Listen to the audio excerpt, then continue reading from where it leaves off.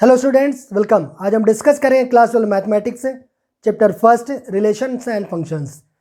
Relations and functions most of the students को थोड़ा सा डिफिकल्ट लगता है। एक्चुअली डिफिकल्ट नहीं है, थोड़ा सा इसमें आपको कॉन्सेंट्रेट करने की ज़रूरत है। तो रिलेशंस एंड फंक्शन में अगर आप लोग देखेंगे आपके 12th में टाइप्स ऑफ रिलेशन से स्टार्ट है, लेकिन अगर डायरेक्ट टाइप्स ऑफ रिलेशन से पढ़ेंगे तब आपको फिर इसके जो कुछ वर्ड आएंगे वो आपको समझ में नहीं आएंगे।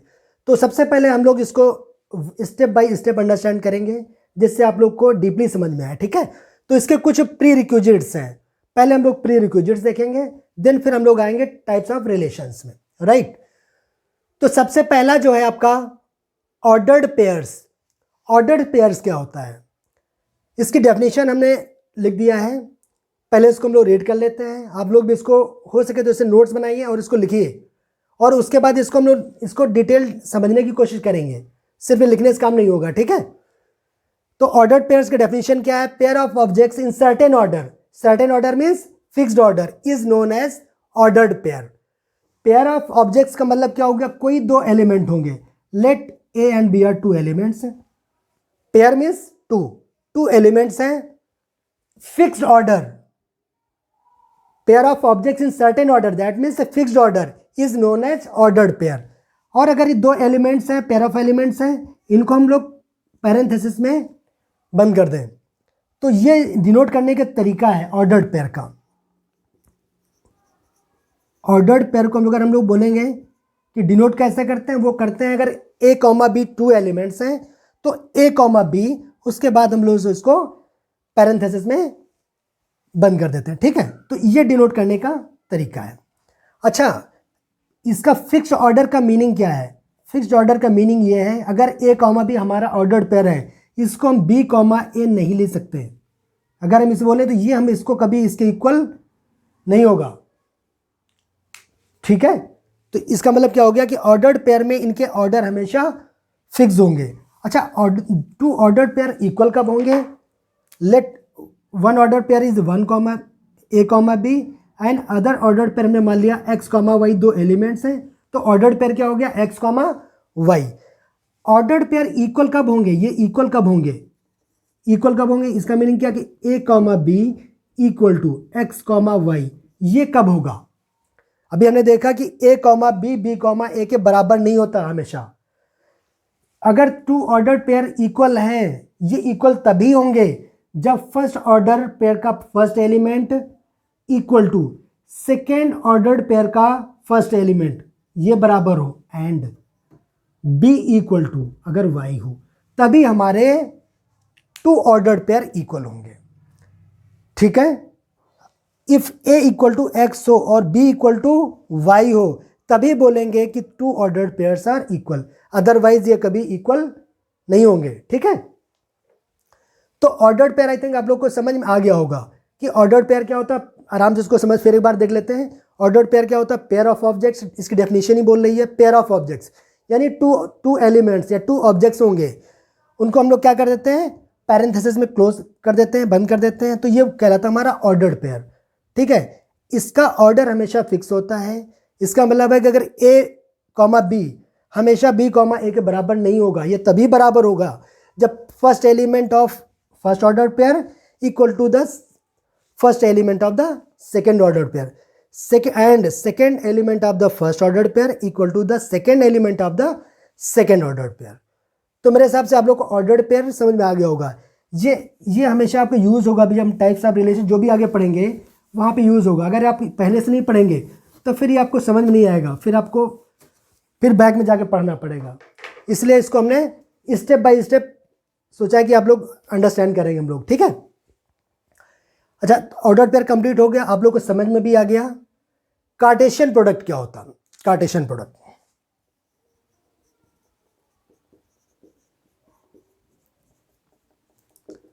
कार्टेशियन प्रोडक्ट सबसे पहले हम डेफिनेशन देख लेते हैं। Cartesian product of sets, let A and B be two non empty sets, the set of all ordered pairs. Ordered pairs already हम लोग ऊपर देख चुके हैं। अगर A comma B two elements है तो ऑर्डर्ड पेयर हम लोग कैसे डिनोट करते थे? पैरेंथेसिस के अंदर ए कॉमा बी, ठीक है। such that A belongs to A and B belongs to B is called Cartesian product of set A with set B and denoted by A cross B। ठीक है, देखते हैं। हमारे पास 2 सेट्स हैं, नॉन एम्प्टी सेट है, ठीक है, कोई भी एम्प्टी सेट नहीं होगा। हमारे पास क्या है, A, B2 non empty set है। तो कह रहे कार्टेशियन प्रोडक्ट जो होगा वो हम लोग डिनोट करते हैं A क्रॉस B से, और ये होता क्या है, set of all ordered pairs, set of all ordered pairs such that A belongs to A and B belongs to B। अगर कार्टेशियन प्रोडक्ट हमें निकालना है तो कार्टेशियन प्रोडक्ट कैसे डिफाइन करते हैं, डिनोट करते हैं A क्रॉस B से, और डिफाइन कैसे करते हैं, set of all ordered pair A, B such that A belongs to A and B belongs to B। ठीक है, इसका मतलब क्या होगा, जिसका जो फर्स्ट एलिमेंट है वो फर्स्ट हमारे सेट से आया है और जो सेकंड एलिमेंट है वो सेकंड सेट से आया है। ठीक है, तो अब लोग कार्टेशियन प्रोडक्ट निकाल पाएंगे, वही ये थ्योरेटिकल लिखा हुआ है कि क्या होता है, set the set of all ordered pair, the set of all ordered pairs such that A belongs to A and B belongs to B। ठीक है, अच्छा कार्टेशियन प्रोडक्ट निकालेंगे कैसे, ये डेफिनेशन क्लियर हो गई आप लोग को। आइए देखते हैं लोग कार्टेशियन प्रोडक्ट अगर हमारे पास सेट दे दिया है कैसे डिफाइन करेंगे। अगर हमारे पास A कोई सेट है जिसमें एलिमेंट 1, 2 है, एक दूसरा सेट है जिसके एलिमेंट 3, 4, 5 है। अगर हमको निकालना पड़ जाए A cross B, that means Cartesian product A cross B, then क्या होता है, set of all ordered pair, set of all ordered pair. क्या करें, इसका फर्स्ट एलिमेंट ले लीजिए और इसके सभी के साथ ऑर्डर्ड पेयर इसका बनाइए, 1 का 3 के साथ, तो 1, 3, 1, 4 एंड 1, 5। सबसे पहला एलिमेंट ले लिया और सबके साथ इसका ऑर्डर पेयर बनाया, कॉमा। सेकेंड एलिमेंट ले लेते हैं 2, 3 एंड 2, 4 एंड 2, 5। ये आ गया आपका कार्टेशियन प्रोडक्ट। ठीक है, set of all ordered pair. सबसे पहले क्या करेंगे, अगर हमें कार्टेशियन प्रोडक्ट निकालना होगा तो इसका फर्स्ट एलिमेंट लेंगे, इसके सभी एलिमेंट के साथ ऑर्डर्ड पेयर बनाएंगे, इसका सेकंड एलिमेंट ले लेंगे, इसके सभी एलिमेंट के साथ ऑर्डर्ड पेयर बनाएंगे, तो ये हमारा आता है कार्टेशियन प्रोडक्ट। ठीक है, तो आई थिंक कार्टेशियन प्रोडक्ट आप लोग को क्लियर हो गया होगा। कोई डाउट? मुझे तो नहीं लगा आप लोग को डाउट होगा। ठीक है,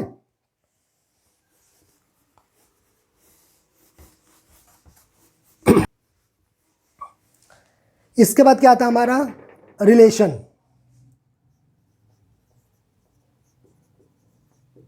रिलेशन में सबसे पहले आप लोग देखिए डेफिनेशन देख लीजिए क्या है। Let A and B be two non empty sets, then the relation are,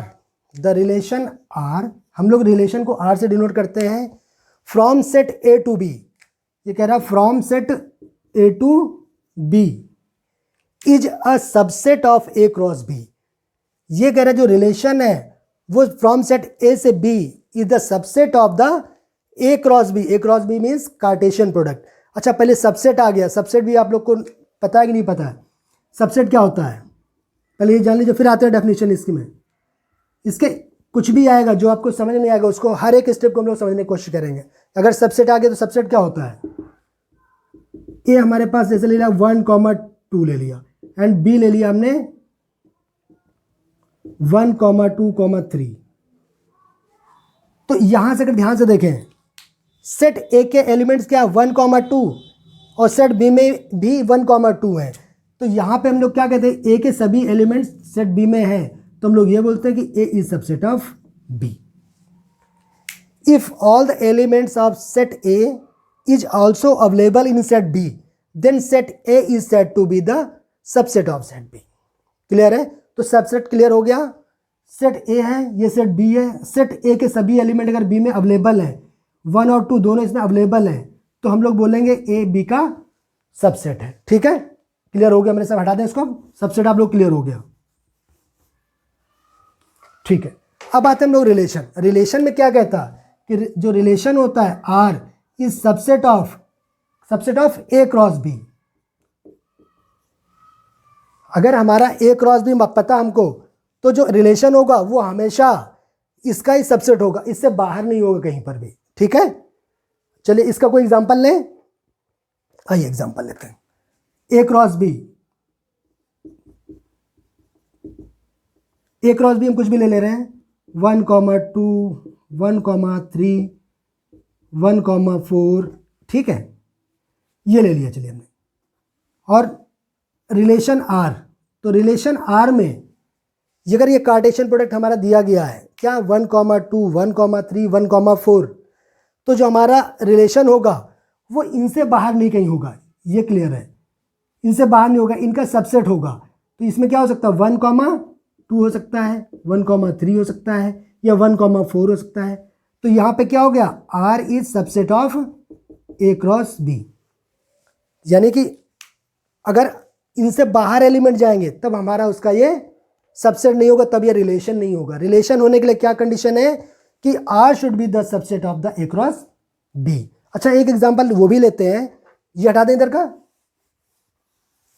जब ये रिलेशन नहीं हो, अगर हमारे पास ए क्रॉस बी यही दिया गया 1,2, 1,3 एंड 1,4, और रिलेशन हमारा मान लिया R1 है, और R1 दिया गया 1,2, 1,3 एंड 1,4 एंड 1,5, क्या ये रिलेशन है?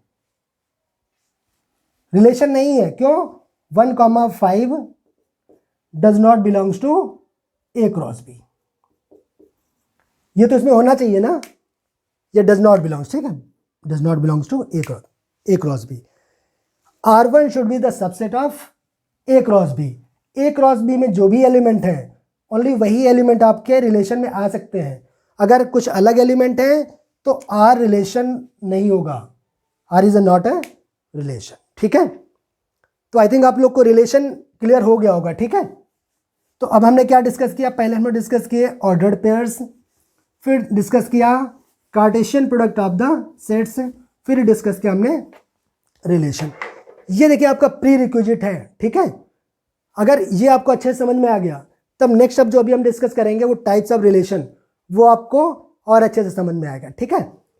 चलिए ठीक है, इसको एक बार देखिए और इसको नोट्स बनाइए। अगर नोट्स नहीं बनाएंगे तब भी मुश्किल है, नोट्स बनाइए और कोशिश करिए अंडरस्टैंड करने की। हम इसका ईच एंड एवरी स्टेप कोशिश करेंगे कि आप लोग को समझ में आए, ठीक है। चलिए ठीक है, थैंक यू।